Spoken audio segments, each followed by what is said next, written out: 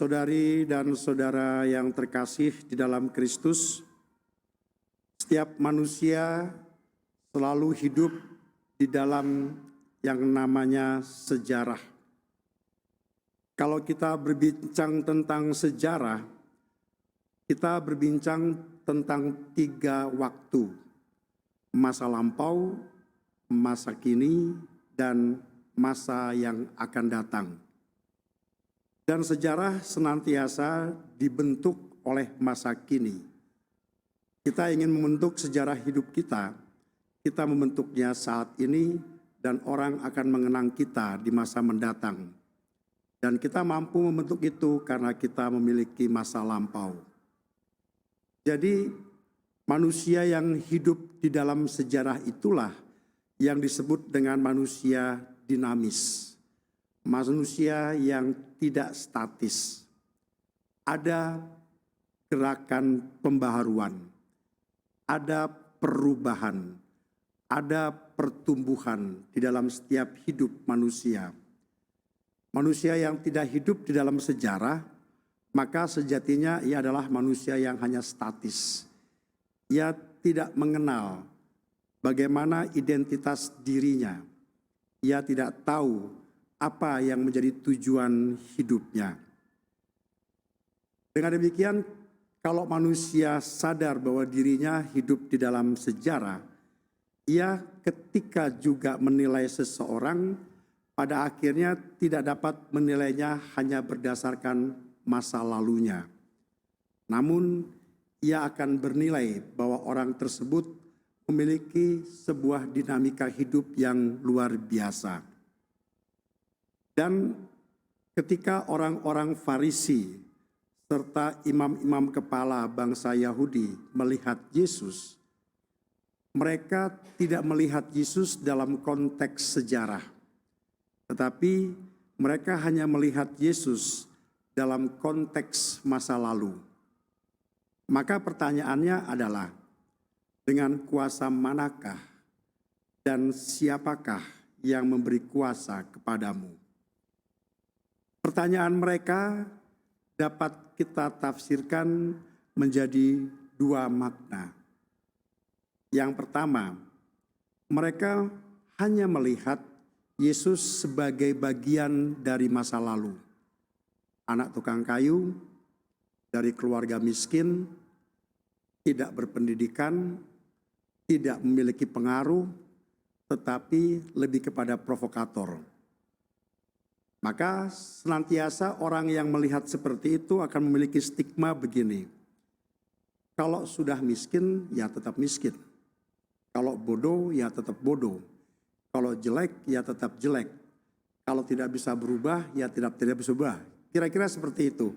Dan stigma-stigma ini sering kita alami juga, sering mungkin secara tidak sengaja juga sering kita keluarkan. Ketika kita memandang seseorang yang menurut pandangan kita, orang ini tidak masuk dalam bagian sejarah hidup kita.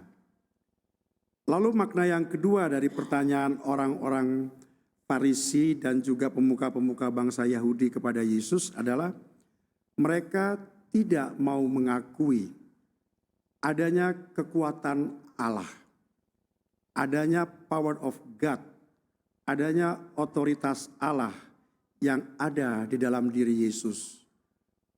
Maka ketika Yesus mengajukan pertanyaan, dari manakah kuasa Yohanes, mereka pun tidak berani mengatakan kalau dari surga atau dari manusia.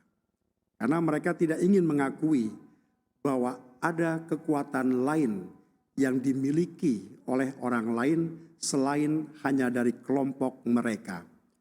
Otoritas hanya ada di dalam diri mereka. Kekuasaan hanya ada di dalam diri mereka. Dan biasanya kalau orang yang hanya memandang seperti itu, mereka tidak akan pernah mampu melihat sesuatu yang baik dalam diri orang lain. Maka pertanyaannya, dengan kuasa manakah dan siapakah yang memberikan kuasa kepadamu? Sebuah pertanyaan yang tampaknya biasa-biasa saja, namun pertanyaan itu justru membuat orang yang peka akan merasa bahwa ia tidak mempercayai saya. Ia sedang tidak mempercayai adanya perubahan di dalam kehidupan saya. Saudari dan saudara yang terkasih dalam Kristus, Rasul Paulus di dalam suratnya kepada jemaat di Efesus mengatakan begini, "Bangunlah, hai kamu yang tidur.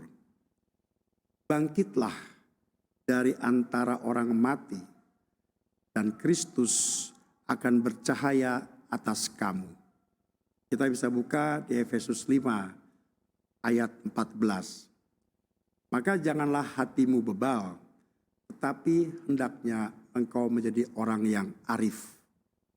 Efesus 5 ayat 15. Paulus hendak mengingatkan kepada kita, dinamika kehidupan yang kita alami senantiasa harus memancarkan cahaya. Bahwa sejarah hidup manusia yang ada dinamikanya senantiasa harus memancarkan cahaya. Dan cahaya itulah yang pada hari ini juga diperingatkan kepada kita dalam memperingati Santa Lucia. Santa Lucia seorang gadis yang sungguh beriman. Ia sejak kecil sudah mempersembahkan dirinya untuk kemurnian kepada Yesus. Dan ia tidak ingin menikah. Tetapi justru pada saat-saat itulah ia mengalami betapa orang ingin mengacaukan hidupnya. Dan pada saat itulah ia mampu memancarkan cahaya dan harapan kehidupan. Manusia yang hidup dalam sejarah adalah manusia yang senantiasa memancarkan cahaya dan harapan. Masa lalu adalah bagian dari refleksi.